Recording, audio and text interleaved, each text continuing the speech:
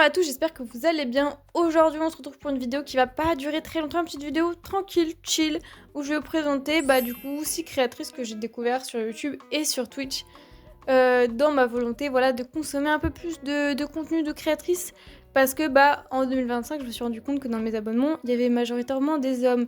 Et c'est pas parce qu'elles n'existent pas, hein. Vraiment, il y a plein de youtubeuses, donc j'ai envie de vous les présenter. Il y a des contenus très différents dans ce que je vais vous montrer. Voilà, donc je ne suis personne pour faire cette liste, clairement. Mais j'ai juste envie de vous parler de gens que j'aime bien en fait. Voilà, donc c'est parti.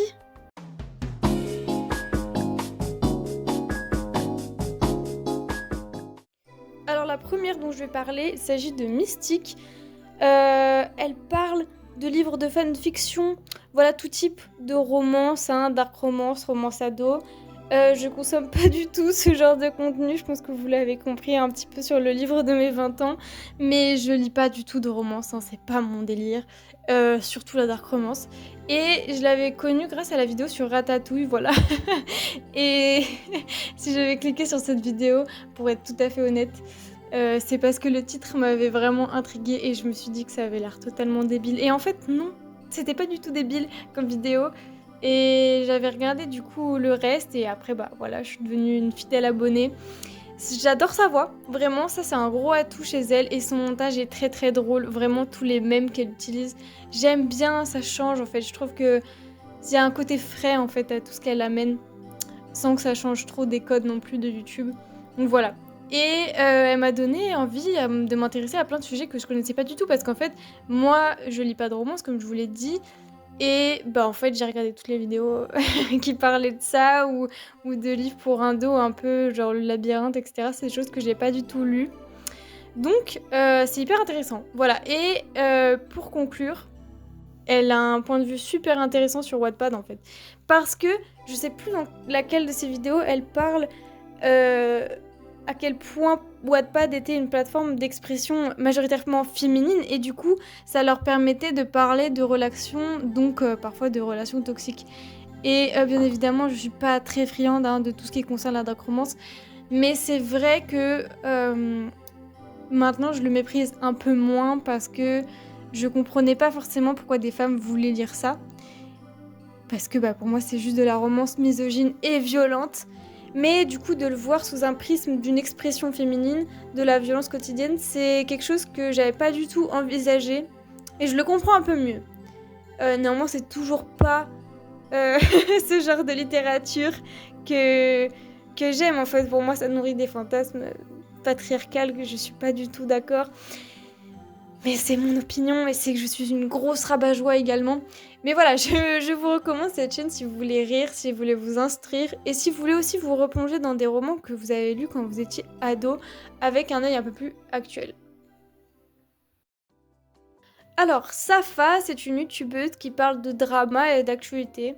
J'aime bien, je trouve que c'est un mix un peu entre dénonciation de pratiques frauduleuses et drama.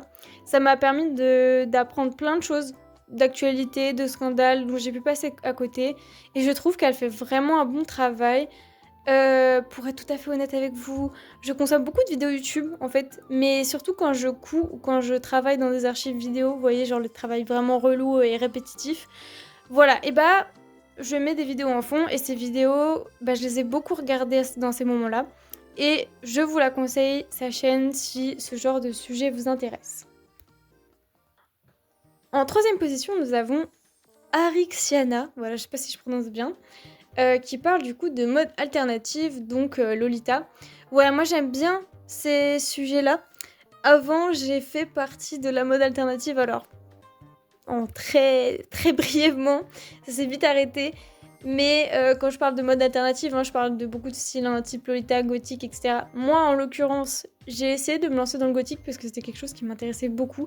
Qui m'intéresse toujours, je trouve ça toujours aussi beau, mais ça me plaît moins, je trouve que ça va moins avec mon type de visage, etc. J'ai trouvé des choses qui me plaisaient plus, mais c'est toujours des choses que j'adore. Et voilà, j'ai conscience que il y a des nuances différentes dans chaque style. Quand je dis alternatif, je mets pas tout dans le même bateau, non. Mais voilà, c'est plus du tout mon style, mais c'est toujours des cultures qui m'intéressent. Et j'étais tombée sur sa vidéo sur les Lolitas, par hasard, vraiment. Et j'avais bien aimé le soin qu'elle a porté à l'esthétique de sa chaîne. Donc voilà, moi je vous la conseille si vous voulez vous renseigner sur ce genre de culture. En quatrième position, nous avons Lapin. Alors, Lapin, c'est une chaîne hyper qualitative, vraiment. J'ai plein de choses positives à dire sur elle.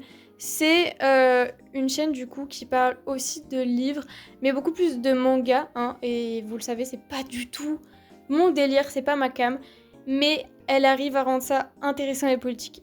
Et contrairement à Mystique, je vais pas du tout les comparer, c'est pas mon but, mais c'est une chaîne beaucoup plus politique et ça apprend plein de choses sur les mangas. Donc, je vous la conseille si vous cherchez une créatrice beaucoup plus politique et que vous voulez vous instruire sur la culture pop du Japon. Et d'ailleurs, justement, c'est ça qui est drôle, c'est que je l'ai découvert grâce à une vidéo qui parle également de l'effacement des femmes sur la scène publique de YouTube. Donc je trouve ça un peu drôle et j'avais complètement oublié que c'était elle qui m'avait fait découvrir ce sujet-là. Et c'est vraiment quand j'ai scrollé sur sa chaîne que je suis retombée sur la vidéo et c'est vraiment cette vidéo-là qui m'a fait connaître Lapin. Donc je vous conseille. En cinquième position et avant-dernière, Sa Giovanna.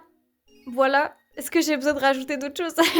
Je pense que vous connaissez cette chaîne parce que c'est la chaîne la plus connue là dans toute ma liste. Mais c'est littéralement une de mes chaînes préférées, voilà.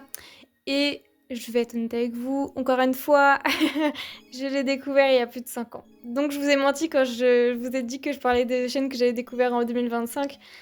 Non, voilà, mais je vous fais une petite fold-up là, je vous avoue que je vous ai menti. C'est donc une chaîne de drama, hein. Voilà, je savais pas comment la qualifier autrement, mais c'est une chaîne de drama entre acteurs, célébrités, voilà. Pour l'anecdote, il faut savoir qu'au lycée, moi j'étais assez déconnectée des centres d'intérêt des autres, sans faire la meuf, oh mon dieu, j'étais trop différente. Non, juste, j'avais pas du tout les mêmes centres d'intérêt. Et du coup, j'avais du mal à trouver des sujets de conversation en commun. Et donc, un jour, j'ai voulu m'intéresser à un drama entre des célébrités parce que je sais qu'il y avait des gens dans ma classe qui en parlaient. Je sais plus du tout ce que c'était comme drama, hein. Et donc, je suis tombée sur cette chaîne. Et voilà, j'ai commencé à regarder une vidéo, puis une deuxième vidéo pour m'intégrer. Et en fait, au fur et à mesure, j'ai vraiment bien aimé. Voilà. Tout simplement, en fait, ça s'est fait comme ça. Donc, si vous voulez des vidéos hyper bien expliquées, sans c'est des extraits inutiles à la rallonge. Parce qu'en fait, je suis beaucoup maintenant de chaînes de drama. Et j'avoue que... Là, je sors totalement mon script, hein. Mais il y a des chaînes, je vais pas citer leur nom, mais qui mettent des extraits hyper longs de vidéos d'autres créateurs pour parler des dramas. Elle le fait pas. Elle met juste les extraits les plus importants ou des fois elle retranscrit, ça c'est super cool. Donc voilà. Et j'aime bien aussi le fait qu'elle donne son avis, qu'elle essaye pas d'être hyper lisse. Et aussi qu'elle parle beaucoup de politique ou de procès. Là aussi je vais sortir de mon script, mais elle a fait un travail titanesque sur le procès de P. Diddy.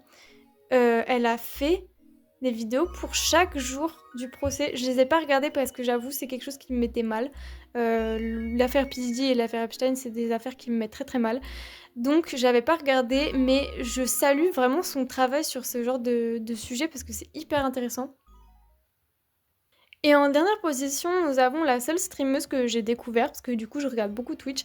Je l'ai peut-être pas dit en introduction, mais je regarde énormément de contenu lié au gaming. Du coup, bah forcément, moi, Twitch, j'aime beaucoup. Mais malheureusement, je regarde un peu toujours les mêmes personnes. Et donc, une fois, je m'étais dit, bah tiens, je vais regarder un petit peu les streams où il y a moins de monde pour donner un peu plus de force. Parce que j'ai l'impression que Twitch, soit il y a grave de monde, soit il y a personne. Il n'y a pas vraiment d'entre-deux. Donc, j'ai découvert Ramona, qui est française. Ça, c'est cool.